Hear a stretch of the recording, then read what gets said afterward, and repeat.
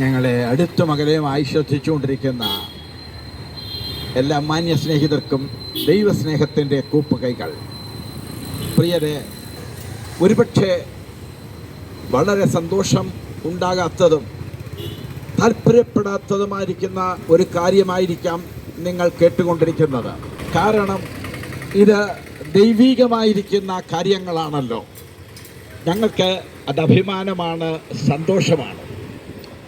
ഒരു ദൈവം ഉണ്ട് എന്ന് വിശുദ്ധ ബൈബിൾ പറയുന്നു.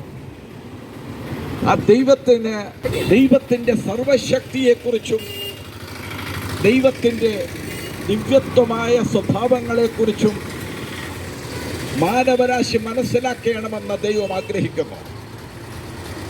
ദൈവം ആരാണെന്നും ദൈവം എന്തിനാണ് മനുഷ്യനെ സൃഷ്ടിച്ചതെന്നും ദൈവിക പദ്ധതികളെ തിരിച്ചറിയാത്ത ഒരു പ്രത്യേക അവസ്ഥാവിശേഷമാണ് ഇന്ന് ലോകത്തിലുള്ളത്.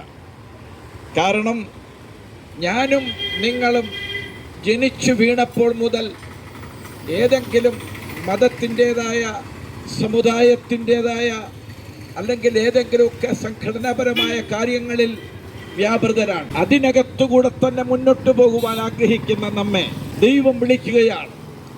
ദൈവം ആരാണെന്ന് ഞാനൊന്ന് തിരിച്ചറിയണം. ഒന്ന്, ഇന്നത്തെ മാനവരാശിക്ക് അവരുടെ കണ്ണുനീര് തുടയ്ക്കുന്ന, അവരുടെ ദുഃഖങ്ങളെ മാറ്റുന്ന, അവരുടെ രോഗങ്ങളെ സൗഖ്യമാക്കുന്ന, അവരുടെ ദാരിദ്ര്യവും കടഭാരങ്ങളും മാറ്റുന്ന ഒരു ദൈവത്തെക്കുറിച്ച് മാത്രമാണ് ചിന്തിക്കുന്നത്. അത് സത്യമാണ്. നിങ്ങൾ ദുഃഖിതരാണോ, നിങ്ങൾ കടഭാരത്തിലാണോ, നിങ്ങൾ രോഗികളാണോ, ദൈവം മനുഷ്യൻ്റെ സൃഷ്ടാവായ ദൈവമാണ്. ദൈവം മനുഷ്യനെ സൗഖ്യമാക്കുന്ന, കണ്ണുനീര് തുടയ്ക്കുന്ന ദൈവമാണ്. എന്നാൽ ദൈവത്തിൻ്റെ പ്രകൃതം എന്താണെന്ന് ഞാനും നിങ്ങളും ഒന്ന് തിരിച്ചറിയേണ്ടത് ആവശ്യമാണ്. ദൈവത്തിൻ്റെ സ്വഭാവം എന്താണ്? ദൈവം ഒരു വ്യക്തിയാണോ? ദൈവം ഒരു വ്യക്തിയാണെങ്കിൽ ആ വ്യക്തിക്ക് ഒരു സ്വഭാവമുണ്ട്. എന്താണ് ദൈവത്തിൻ്റെ സ്വഭാവം? ഞാനും നിങ്ങളിത് തിരിച്ചറിയുന്നില്ല എങ്കിൽ ദൈവത്തിൻ്റെ സ്വഭാവത്തെക്കുറിച്ച് ഈ ലോകത്തിന് വെളിപ്പെടുത്തുവാൻ ദൈവം മനുഷ്യനായി 2000 വർഷങ്ങൾക്ക് മുമ്പ് ഈ ലോകത്തിലേക്ക് വന്ന ദൈവപുത്രനാണ് യേശുക്രിസ്തു. ദൈവം ആരാണെന്ന്, ദൈവത്തിൻ്റെ സ്വഭാവം എന്താണെന്ന് മാനവരാശിക്ക് വെളിപ്പെടുത്തി കൊടുത്തത് ദൈവപുത്രനായിരിക്കുന്ന യേശുക്രിസ്തുവാണ്. കന്യകാമറിയമിലൂടെ ഈ ലോകത്തിലേക്ക് സാക്ഷാൽ സച്ചിദാനന്ദ സ്വരൂപിയായ മഹാദൈവം ഒരു മനുഷ്യനായി മുക്കുവരുടെ കൂടെ, അവരുടെ കൂടെ സഹകരിച്ച്, അവരുടെ കൂടെ ജീവിച്ച്, എന്നെപ്പോലെ നിങ്ങളെപ്പോലെ ജീവിച്ച് ദൈവത്തിൻ്റെ സ്വഭാവം എന്താണെന്ന് ദൈവം തൻ്റെ പുത്രനായ യേശുവിലൂടെ മാനവരാശിക്ക് വെളിപ്പെടുത്തി കൊടുത്തു. യേശു വന്നത് ഒരു മതസ്ഥാപകനായിട്ടല്ല, സകല മാനവരാശിയെയും വിശുദ്ധ ബൈബിൾ ഇങ്ങനെയാണ് പറയുന്നത്, യേശു ലോകരക്ഷിതാവാണെന്ന് ഞാനും നിങ്ങളും ഒന്ന് തിരിച്ചറിയണം. യേശു വന്നത്, ദൈവം ഒരു വ്യക്തിയാണ്. ദൈവത്തിന് 3 ദൈവം എന്ന് പറയുന്ന ദൈവത്തിൻ്റെതായിരിക്കുന്ന സ്വഭാവത്തിൽ 3 വ്യക്തിവിശേഷങ്ങളുണ്ട്. അത് പിതാവായ ദൈവമാണ്, പുത്രനായ ദൈവമാണ്, പരിശുദ്ധാത്മാവായ ദൈവമാണ്. ഈ വ്യക്തികൾക്ക് ഒരു സ്വഭാവമുണ്ട്. നാം പറയുന്ന സർവശക്തിയുള്ള, നിങ്ങൾ വിശ്വസിക്കുന്ന, ഞാൻ വിശ്വസിക്കുന്ന ദൈവത്തിൻ്റെ സ്വഭാവം എന്താണെന്ന് നിങ്ങളും ഞാനും ഒന്ന് തിരിച്ചറിഞ്ഞില്ലെങ്കിൽ എങ്ങനെയാണ് നമുക്ക് അദ്ദേഹവുമായിട്ട് ബന്ധപ്പെടാൻ പറ്റുന്നത്? ദൈവം ഒരു വ്യക്തിയാണെങ്കിൽ ദൈവത്തിൻ്റെ സ്വഭാവമുണ്ട്. ചുരുക്കി പറയട്ടെ, ദൈവം പരമസമ്പന്നൻ എന്ന് പറയുമ്പോൾ സ്നേഹസമ്പന്നൻ എന്നാണ് ബൈബിൾ പറയുന്നത്.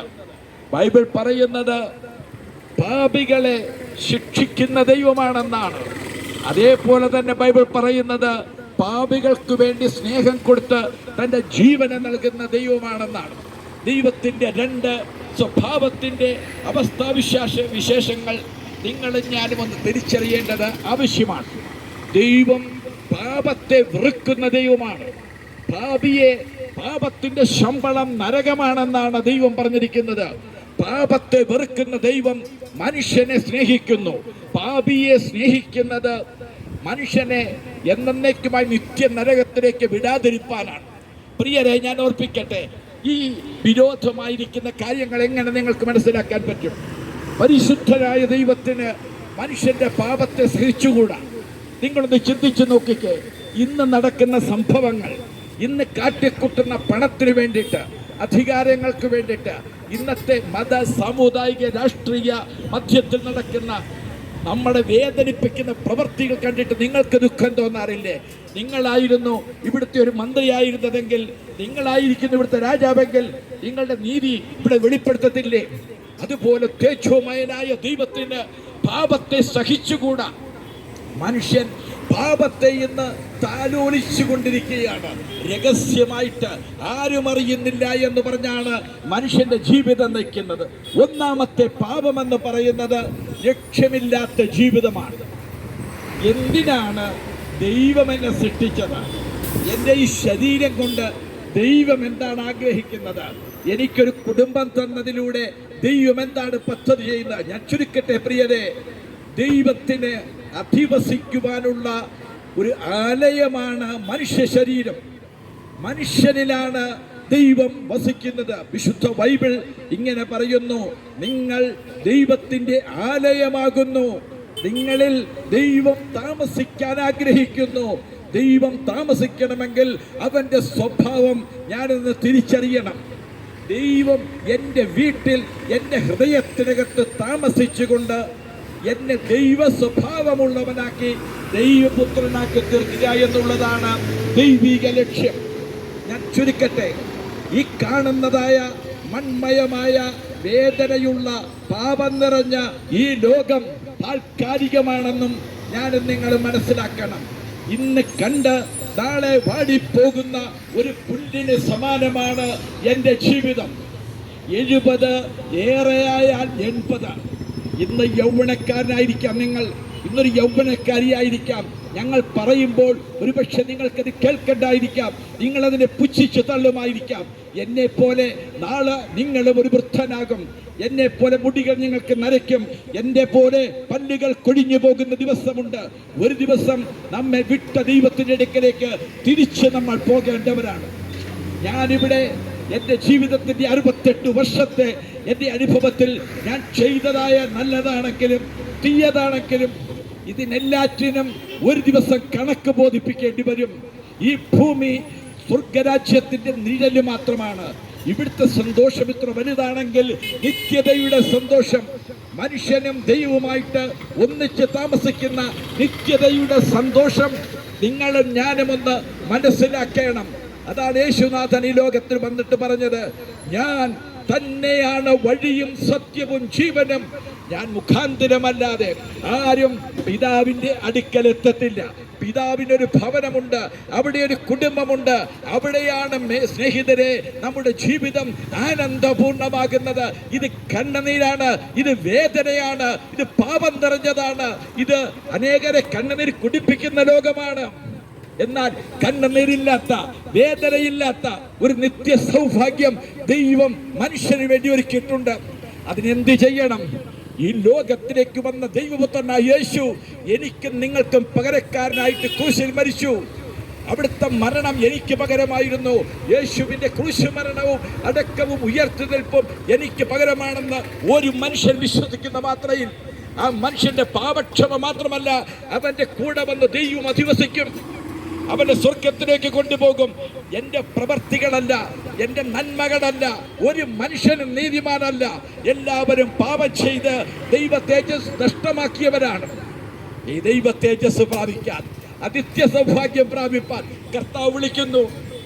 വിശുദ്ധ ബൈബിൾ ഇങ്ങനെ പറയുന്നു, ഞാൻ വാതിൽക്കൽ നിന്ന് മുട്ടുന്നു, ആരെങ്കിലും എൻ്റെ ശബ്ദം കേട്ട് വാതിൽ തുറന്നാൽ ഞാൻ അവന്റെ അടുക്കൽ വരും, അവനോടുകൂടെ അവൻ എന്നോടുകൂടെ ഒന്നിച്ച് ജീവിക്കും, ഒന്നിച്ചത്താഴം കഴിക്കും. നിങ്ങൾക്ക് ദൈവവുമായിട്ട് ഒന്നിച്ച് ജീവിക്കാൻ ആഗ്രഹമുണ്ടോ? ആ ഹൃദയത്തിനകത്ത് ഇടം കൊടുക്കാമോ? നിങ്ങളുടെ ദുഃഖം എത്ര വലുതാണ്, നിങ്ങളുടെ കണ്ണുനീർ എത്ര വലുതാണ്, നിങ്ങളുടെ വേദനകൾ എത്ര വലുതാണ്. നമ്മുടെ കർത്താവിന് ഒരു വാക്കുകൊണ്ട് നിങ്ങളുടെ പ്രശ്നം മാറ്റാൻ കഴിയും. പക്ഷേ അത് താൽക്കാലികമാണ്, അത് ക്ഷണികമാണ്. ഇവിടെ നിന്ന് മരണം വഴി ഞാൻ മാറിപ്പോകുമ്പോൾ ഒരു നിത്യതയുണ്ടെന്ന് മനസ്സിലാക്കിക്കൊണ്ട് ഒരു വിശുദ്ധ ജീവിതം നയിപ്പാൻ, ദൈവവുമായിട്ട് ഒന്നിച്ച് നടക്കുവാൻ ദൈവം നിങ്ങൾക്ക് ധാരാളമായി കൃപ നൽകട്ടെ. വിശുദ്ധ ബൈബിൾ പറയുന്നു, കർത്താവായ യേശുവിൽ വിശ്വസിക്കുക, എന്നാൽ നീയും നിന്റെ കുടുംബവും രക്ഷ പ്രാപിക്കും. മറ്റൊരുത്തനിലും രക്ഷയില്ല, മറ്റൊരുത്തനിലും രക്ഷയില്ല. നാം രക്ഷിക്കപ്പെടുവാൻ ആകാശത്തിന്റെ കീഴിൽ മനുഷ്യരിടയിൽ നൽകപ്പെട്ട ഒരേ ഒരു നാമം കർത്താവായ യേശുവിന്റെ നാമം. തന്റെ ഏകജാതനായ പുത്രനിൽ വിശ്വസിക്കുന്ന ഏവനും നശിച്ചു പോകാതെ നിത്യജീവൻ പ്രാപിക്കേണ്ടതിനാണ് ദൈവം യേശുക്രിസ്തുവിനെ നൽകുവാൻ തക്കവണ്ണം ലോകത്തെ സ്നേഹിച്ചു. ഈ വഴിവക്കിൽ നിന്നുകൊണ്ട് കേട്ടിട്ട് പോകുന്ന ഈ ശബ്ദം നിങ്ങൾ മറക്കരുത്. യേശു നിന്റെ ഹൃദയത്തിന്റെ വാതിക്കൽ നിന്ന് മുട്ടുന്നു. നിന്റെ ഹൃദയത്തിന് വന്നൊന്ന് താമസിപ്പാൻ കർത്താവിന് ഇടം കൊടുക്കണമേ എന്ന് ദൈവസ്നേഹത്തിൽ യേശുവിനെ കർത്താവെന്ന് ഹൃദയം കൊണ്ട് വിശ്വസിക്കുകയും വായു കൊണ്ട് ഏറ്റുപറയുകയും ചെയ്താൽ ഇന്ന് നിങ്ങൾക്ക് ആ ദൈവ സൗഭാഗ്യം അനുഭവിക്കാൻ പറ്റും, രക്ഷിക്കപ്പെടാൻ പറ്റും. യേശു ക്രിസ്തുവിനെ കൈക്കൊണ്ട് അവന്റെ നാമത്തിൽ വിശ്വസിക്കുന്ന ഏവർക്കും ദൈവമക്കളാകുവാൻ ദൈവം അധികാരം തന്നതാണ്. നിങ്ങളത് സ്വീകരിക്കുമോ? ഇതാ ഹൃദയത്തിന്റെ കവാടത്തിൽ നിന്ന് മുട്ടുന്ന യേശുവിനായിട്ട് എൻ്റെ ഹൃദയം ഒന്ന് തുറന്നു കൊടുക്കുമോ? നിങ്ങളെ സ്വാഗതം ചെയ്തുകൊണ്ട് ഞാൻ എൻ്റെ വാക്കുകളെ ഉപസംഹരിക്കുന്നു. കർത്താവ് നിങ്ങൾക്ക് എല്ലാവർക്കും ധാരാളം അനുഗ്രഹങ്ങൾ നൽകട്ടെ എന്ന് പ്രാർത്ഥിച്ചും ആശംസിച്ചും ഞങ്ങൾ ഇവിടെ നിർത്തുന്നു.